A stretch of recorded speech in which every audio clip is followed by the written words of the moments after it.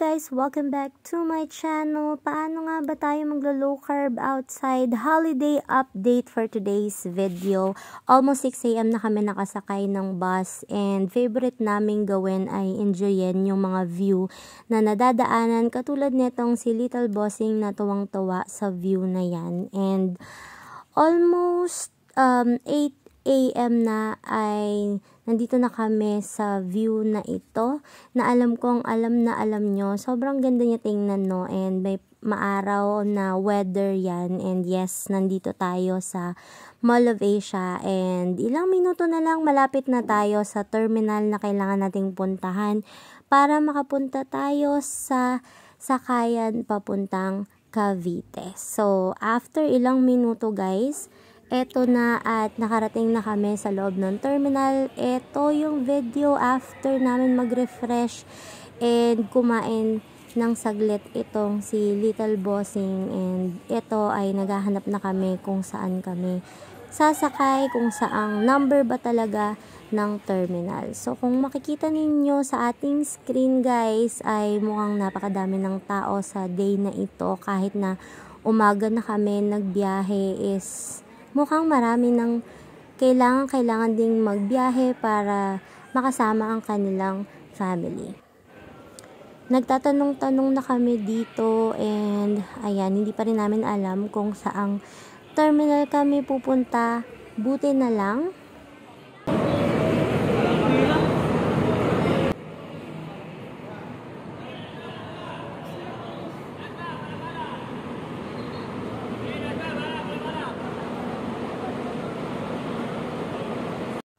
wala namang gaanong pila sa mga pila ng bus guys. So dire-diretso lang at pwede ka namang sumakay. So very good talaga yan. Pero naghintay na lang din kami ng another bus na medyo mas maluwag-luwag at komportable kaming makakasakay. After ng mga 20 or 30 minutes guys, nakasakay na rin kami and on the way na kami papunta sa bayan ng Cavite. And yes, sobrang holiday feels na din yung mga view. And eto na naman at ine-enjoy na naman namin ang paligid ng view na ito sa habang nagbabiyahe tayo. And dito sa area na to guys, medyo makulimlim and medyo nagsha-shower ng konti-konting ulan. Pero ito talaga yung favorite na view kong nakuhanan guys. Parang naiisip ko dahil sa weather dito, sobrang sarap na humigop ng mainit na sabaw tapos with boiled egg. Parang bulalo, ganun. And after ng mga around 11 AM na guys, eto, nandito na kami sa tricycle ngayon. Bumabiyahe na kami papunta mismo doon sa bahay ng aking sister. And grabe talaga, sobrang haba ng biyahe pero nakaka-excite pa din na makarating na para magkasama-sama na kami. So, ayan, sobrang excited na rin ang aking Little Bossing. Hello sa inyo. Ayan ang aming tricycle mode na view dito. And may dadaanan pa kaming po-procession. Siguro para dun sa Christmas yon. But ayan, sobrang excited na rin kami habang nasa tricycle. Around 11:30 na guys, finally, konting lakad na lang. Siguro mga 5 minutes na lang to papunta sa bahay ng aking sisterette. And eto, lumalakad-lakad lang kami. And grabe, ang ganda ng paligid, no? Napaka-relaxing and kasi 'di ba napapaligiran ng mga halaman ganyan. Nakapayong kami kasi medyo may pa-shower na ulan nga, and buti na lang talaga ay nakatsinelas kami dahil medyo maputik ang effect dito sa bandang part na ito. Pero ayan, sobrang super duper excited na talaga.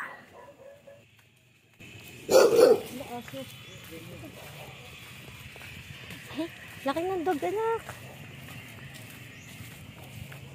Nagalit yung dog. Di ka daw pogi. O sobrang pogi mo kasi.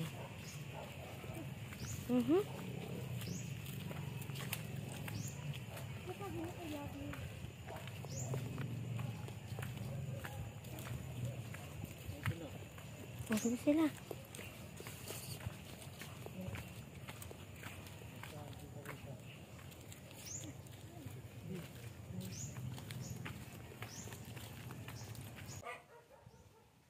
Naman, diretso.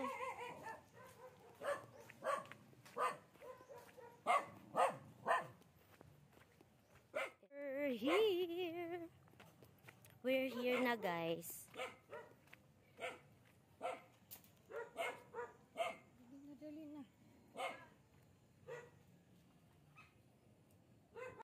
Perfect after ng mahabang biyahe yung food talaga, guys, and sobrang sarap nung hinanda nila ate, and grabe, itong paksiw na pata na to, hindi ko talaga makalimutan sa sarap.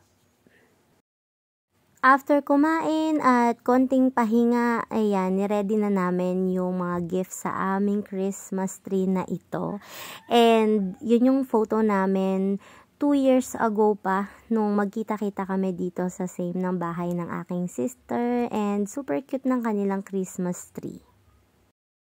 Ilang hours to go na lang, guys. Daming food trip, daming kwentuhan, tambay, naglalaro yung mga bata, and dahil ilang hours na lang ito bago talagang Christmas na, ay nagprepare na kami, and ayan, unti-unti na naming nililigpit at nagbibihes ng aming mga dapat suotin, and nagbigayan na rin kami ng mga gift. Eto si Little Bossing ay nagbibigay ng mga gift na yan na dala-dala namin for them to make this day syempre extra special. Tapos nag-gift opening na rin kami dyan, and sobrang nakakatuwa silang tingnan na naging happy naman sila sa mga gift na nadala namin. 5, 4, 3, 2, 1. Merry Christmas! Sobrang sulit yung mga pagkain na na-enjoy ko din ng araw na ito, guys. And sobrang pinakamahalaga is yung mga taong nag-prepare nito. Syempre, yung mga taong ilang years mo din bago nakasama. And ilan sa mga na-enjoy ko pa ay itong meal na ito with the greens na yan na super duper perfect e-partner kung kayo ay magsi-celebrate i-partner nyo dito sa drinks na ito. Pero actually, nag-prepare din ako ng mga drinks na yan, pero hindi rin naman namin na ubos pa. December 25th in the morning, guys, super perfect yung aking black coffee dahil sa parang Baguio feels yung klima dito sa aking sister house. And ayan, mga nasa almost 8 AM na to, and in-enjoy ko na ang aking black coffee outside.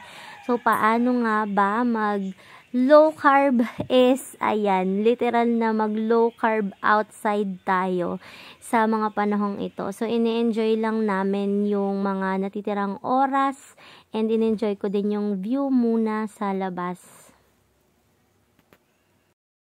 Wala akong masyadong maraming video, guys, kasi sobrang in-enjoy namin yung time together, and sobrang sarap talagang tingnan netong mga photos na nagawa din namin ng pangmabilisan, kasi it's something na we can look back, and super grateful na we still have family na hindi man perfect every day, but the end of the day is we still love each other.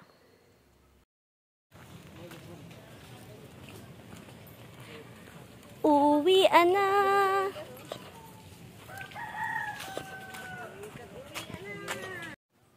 Mga around 1 PM na, guys, ng December 25, and yes, it's time na para umuwi. And ayan, lumalakad na kami palabas, papunta sa sakayan. And sobrang ine-enjoy namin yung bawat moment na magpaalam din sa isa't isa. Maaraw pero ramdam na ramdam pa rin namin yung lamig. Actually, mamimiss ko yung weather dito kasi it's something na gustong gusto ko talaga. But yes, it's time na umuwi na muna.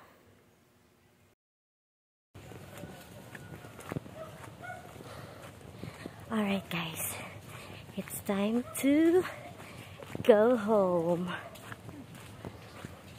Merry Christmas everyone! Grabe yung pagod sa biyahe guys, pero sobrang sulit naman yung mga memories na naipon namin these days na magkakasama kami. And sobrang sarap tingnan ng mga photos na ganito. And sobrang sarap isipin na malayo or malapit man, meron ka palang family na babalik-balikan mo pa din. And grabe, as my word of this month, enjoy but make sure to be mindful and responsible pagdating sa iyong lifestyle. At this point, pauwi na kami guys to Manila. Thank you so much for watching in this vlog. I will see you on my next video and enjoy your holidays. See you soon. Always, keep going. Bye!